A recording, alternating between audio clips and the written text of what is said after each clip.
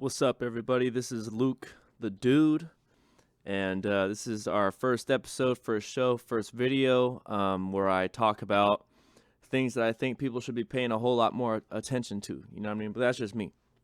But hopefully, you think that too. But today I'm gonna talk about Frank Shelden, Frank Duffield or Duffield, whatever, however you say his name, Frank D. Shelden. Frank D. Shelden, he was a millionaire. He owned an island in Lake Michigan. He was a philanthropist. He had business in real estate and oil. Um, and there's a big ass case about him. Him and North Fox Island, the island he had owned. He ran a boys' camp on his island called Brother Paul's Children's Mission.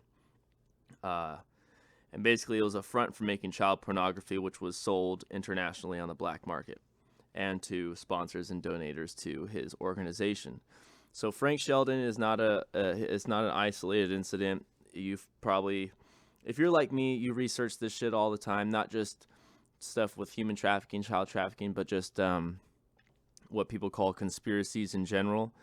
And I spent a lot of time researching this stuff. I spent a lot of time reading about it. Spent a lot of time watching videos about it, and I think I want to start, sharing the information I find with people too. You know what I mean? Because there's some things that I really had to scrape around to find. There's things that are just kind of everywhere, and this is one of those things that I had to scrape around to find. So I feel like making a video about it might help wake some other people up, you know what I mean? Help them notice that there's some fuck shit going on. So Frank Shelden, he let's just start from the beginning. So this is gonna have to do with what happened with North Fox, all the people that were involved, what happened to them, and there was also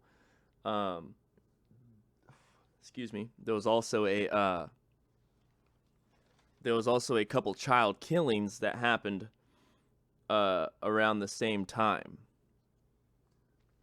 Around the same time the place was open and these trials were going on.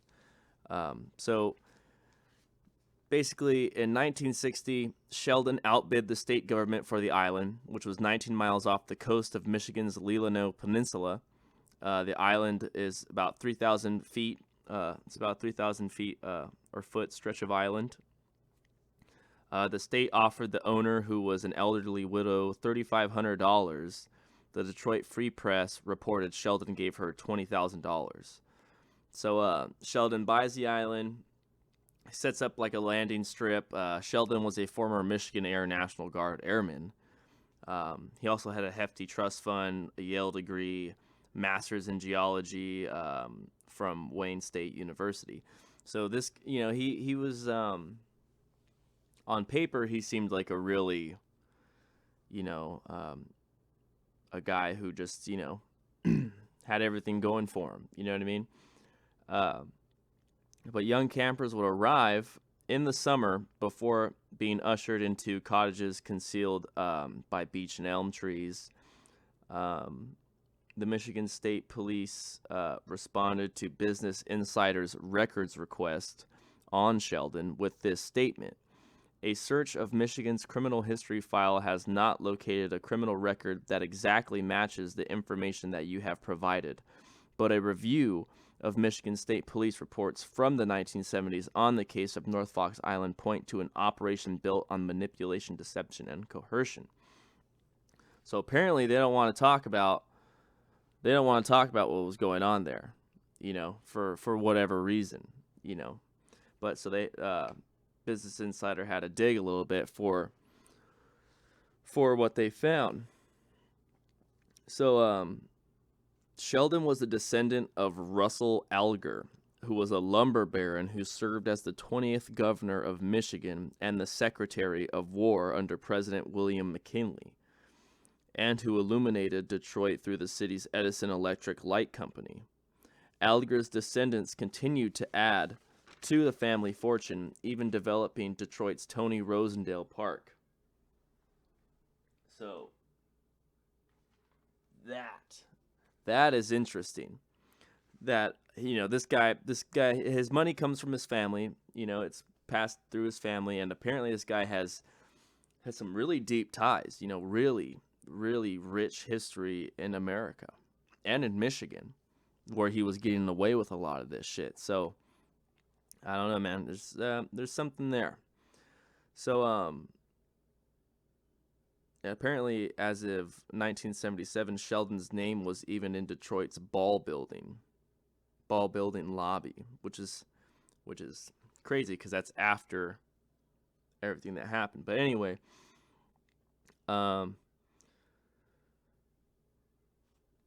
so launching officially in 1975, Brother Paul's Nature Camp was the millionaire's charitable program that brought children to the island in the summer.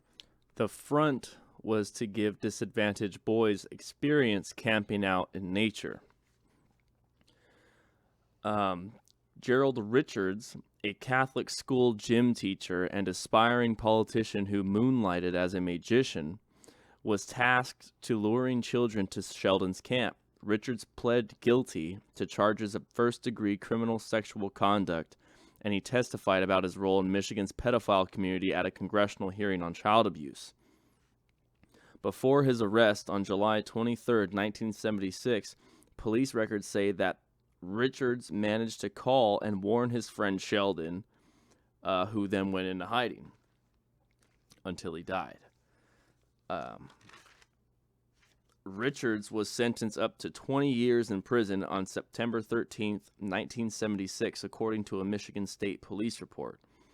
Richards told police that the organization had been set up to victimize children and dodge taxes in a 1977 hearing. Shelden and Richards weren't the only two men involved in the alleged conspiracy either. Dyer Grossman, a wealthy science teacher who taught at the Harvey School near Catanaugh, New York, Adam Starchild, the alias of convicted fraudster, offshore accounts expert, and former Boy Scout assistant Scoutmaster Malcolm McConney, they were accused of helping Shelden set up a number of shell companies, including the phony Church of the New Revelation and the Oceanic Educational Group Ocean Living Institute, according to a 1976 Michigan State Police report. So this Dyer Grossman, who was a wealthy science teacher, was involved. This Adam Starchild, who was a fraudster, an offshore accounts expert, and a former Boy Scout assistant, Malcolm McConney, that's his real name, or McConney, or however you would say that. These two guys were a part of Shelden's organization, helping them lure children, hurting children, and how they were able to write it off on their taxes. So J. Reuben Appelman, who wrote this book, The Kill Jar, is a product of a 10-year investigation of what was going on with Shelden and North Fox Island and everything else. So Appelman says that Shelden served as a sort of executive of child pornography in the 60s and 70s. According to Appelman, the North Fox Island operation functioned essentially as a subscription service centered on the production of child pornography.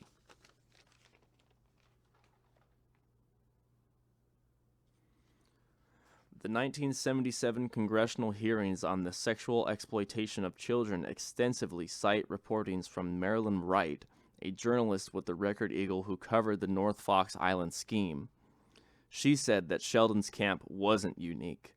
The Michigan millionaire, Shelden, was also listed as a sponsor for the Boys Farm in Winchester, Tennessee, run by Claudius Vermeil, an Episcopalian. I'm sorry, I don't know how to pronounce this.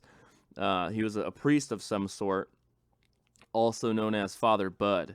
It was broken up after police filed charges of molestation and child pornography against Vermeil. According to the Record Eagle, Michigan police also uncovered a letter from Grossman outlining how individuals could set up lucrative organizations similar to Brother Paul's in different states. North Fox Island didn't stir much up in the news. No national headlines, didn't much influence any discourse or anything like that. Um, it's has attracted attention in the recent years. Um, so, and because of the connections to the Oakland County killings, or the snow murders, it's been people have been researching that a lot lately. But the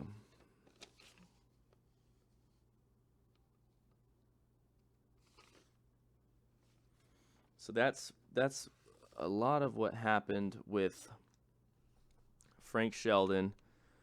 Sorry, I'm trying to make sense of my notes here because I have them mixed up with my snow murders notes. So basically, to summarize, Shelden, Richards, Grossman, and a McConney or something like that set up this island, this fundraising organization or this camp or whatever it was, whatever you want to call it. They set it up so they could hurt children and write it off on their taxes, and sell the pornography to other creeps. And during these congressional hearings, it came out that there was other organizations set up at that time, and that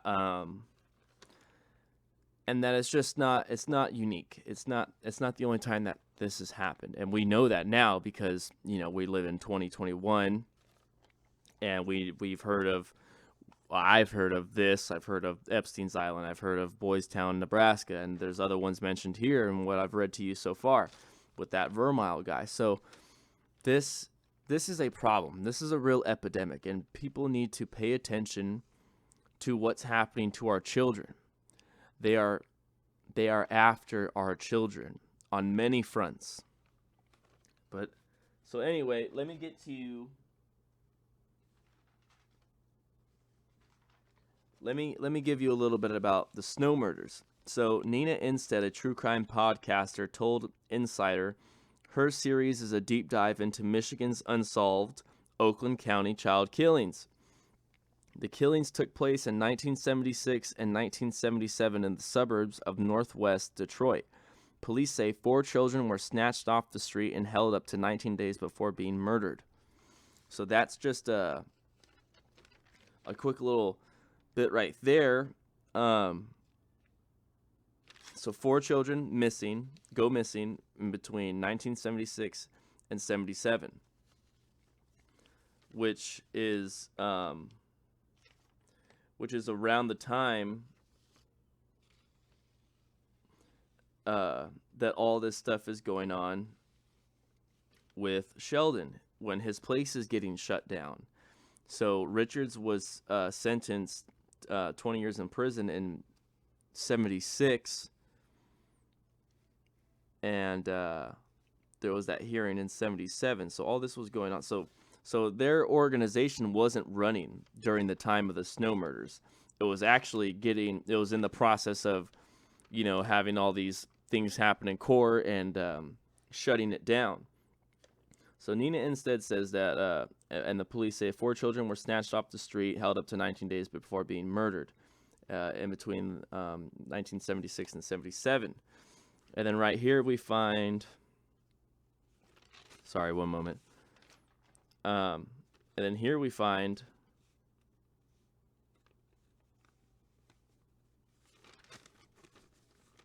that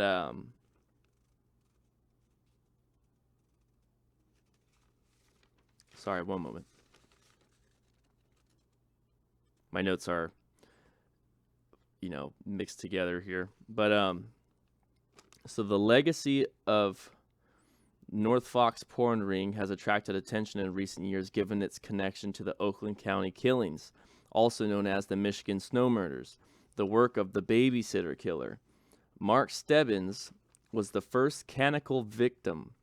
The 12-year-old disappeared after leaving a pool tournament at the American Legion Hall in Ferndale, Michigan on February 15th, 1976. Mark aspired to be a Marine. Apparently, I have a little side note here. but his body was found in a parking lot 4 days later. So he was the first canonical victim found in 76. So Jill Robinson, also 12, held a deep-rooted fear of being shot. She disappeared after leaving her home on the night of December 22nd, 76. According to the Detroit Free Press, her body was found December 26th near Interstate 75. I don't know if that was the same year or not, but so she went missing. Okay, yeah. So she went missing later that year. And apparently she was shot in the face, which is strange because she had a fear of being shot. So maybe she knew what was going on. Maybe she knew that she was being stalked by these predators. Maybe she knew that her life was in danger. But we don't know. We can never know now because her life was taken far too soon. Christine Milik. I'm sorry. I'm terribly sorry for my horrible pronunciation, but Christine was a 10-year-old Girl Scout who never returned from a trip to purchase a magazine at a 7-Eleven on January 2nd, 1977. She was kept alive for 19 days before being smothered and left in a snowbank near a rural road. Reports done by Detroit Free Press. And then on March 22nd, 1977, 11-year-old Timothy King disappeared after borrowing change for candy from his older sister, who now runs a blog about the Oakland County child killings. In a letter to her son's abductors, King's mother pled for her son's safe release, promising to buy him his favorite KFC on his return home. Autopsy confirms King had eaten chicken before his murder, according to a 1977 article from Battle Creek Inquirer. Researchers have made the connection between North Fox Island and the murders in Oakland County, including Instead's Don't Talk to Strangers podcast, Appleman's The Kill Jar book, and a local Channel 4 made reports about it, and another podcast, and some shows. Instead and Appleman agree that Shelden is an unlikely suspect in the last 3 murders because at the time of the murders, Shelden was already on the run out of Michigan when they occurred. One of the men, said to be a North Fox subscriber, didn't have that kind of alibi. Christopher Bush, a convicted sex offender, had become a looming figure in many theories about the killings. Like Shelden, Bush had connections. He was the youngest son of H. Lee Bush, whose obituary lists him as having worked as the executive financial director for General Motors for 4 decades in Europe and the U.S. So a former executive financial director of GM. His son was a convicted sex offender and a looming figure in many theories about the killings. In a March 12, 1977 article about the North Fox Island pornography ring, the Record Eagle reported that Flint police had confiscated 8 rolls of film from Bush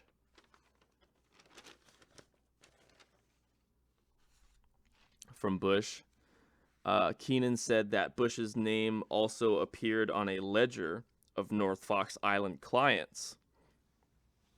There is little doubt that Bush and Shelden knew each other, Keenan told Business Insider.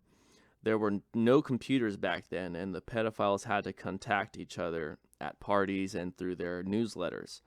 Shelden taught at Wayne State for a time, and Bush took classes there. They were both part of Big Brother programs. Bush and his friend Gregory Green were questioned by police about the murders. Bush was released despite failing a polygraph, according to Investigation Discovery's documentary Children of the Snow. His suspicious death in November 1978 was ruled a suicide. Police said they did not regard him as a suspect by 2010. It's been suspected that, given how long the victims were held captive, more than one perpetrator was involved in the abductions and killings. Reports about Shelden's operations certainly signal the presence of a highly organized network of pedophiles in Michigan at the time.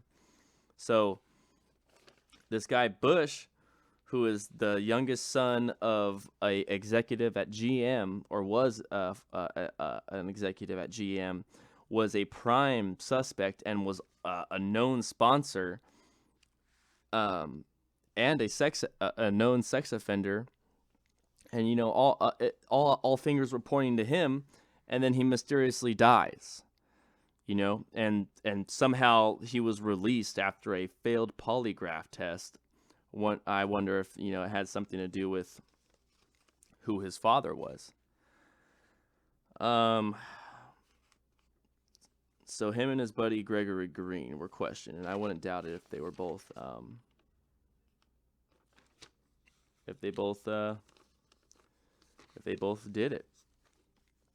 And I wouldn't doubt it if they were so hungry to feed their pedophilic needs, and that their number one camp, boys camp, was closed down, so they had to take to the street. They had to take to the street and take children off the street to quench their perverted thirst. Now, I don't know about you, but it sounds like that to me. But let me finish this up here. The North Fox Island ring crumbled in 1976 after Richards was arrested on molestation charges on July 23, 1976. Police began circling shortly after that, pushing the former gym teacher to turn on Shelden. One police report written after the initial arrest said that Richards obviously idolized Shelden. Within days, Richards turned on Shelden, whom he met through a Better Life Monthly magazine, which was a pedophiliac magazine. A police report from July 29th, 1976 said that Richards confessed to agreeing to destroy the collection of child porn in Shelden's office to save his parents and relatives any embarrassment. Business Insider reviewed an arrest warrant for Shelden from December 20th, 1976. Police also issued a search warrant for Shelden's Ann Arbor house. The millionaire was charged with second-degree criminal sexual conduct. It is believed Shelden fled in his private Piper PA-34 Seneca, according to the Traverse Record Eagle. A Michigan State Police file from December 7th, 1976 said that Shelden's plane was missing from its Ann Arbor hangar. So he took off. Richards tipped him off that he got caught and he wasn't going to be able to keep his mouth shut, and they had enough on him to where they were basically fucked. So he ran, took off in his private plane, and went to the Netherlands to continue hurting children until he died. Grossman also eluded authorities. Shelden's fugitive status wasn't enough to bar him from his assets. Before fleeing the country, Shelden set up a trust fund in the Virgin Islands. On September 18th, 1976, he retained access through Starchild before a financial falling out between the two. Shelden himself was never extradited and is believed to have died in Amsterdam on September 5th, 1996, according to a Michigan State Police report from 1997. The report notes that the warrant for Shelden's arrest was canceled as the suspect is deceased and cannot be prosecuted, but was obviously involved. So that's the end of that. So Frank Shelden set up a pedophile ring, and because his pedophile ring was shut down, some of his sponsors had to take to the streets and start snatching kids off the streets instead of going and going to North Fox Island to get their fill or whatever. So this is just one example of rich men with tons of connections, a deep-rooted history in America, getting away with disgusting shit. And Frank Shelden, Gregory Green, Dyer Grossman, Bush, all these bastards, all of them deserve to die, in my opinion. Anybody who hurts a child in such a disgusting manner like that deserves nothing but death, in my opinion. I don't know how you feel, but this is me. So that's all I have on Frank D. Shelden. That's all I have on the Snow murders. There's obviously a connection between the two. There's obviously a connection between Epstein and Shelden. He set up a trust fund in the Virgin Islands. The Virgin Islands is where Epstein did his dirt. Did maybe he set up that trust fund with Epstein?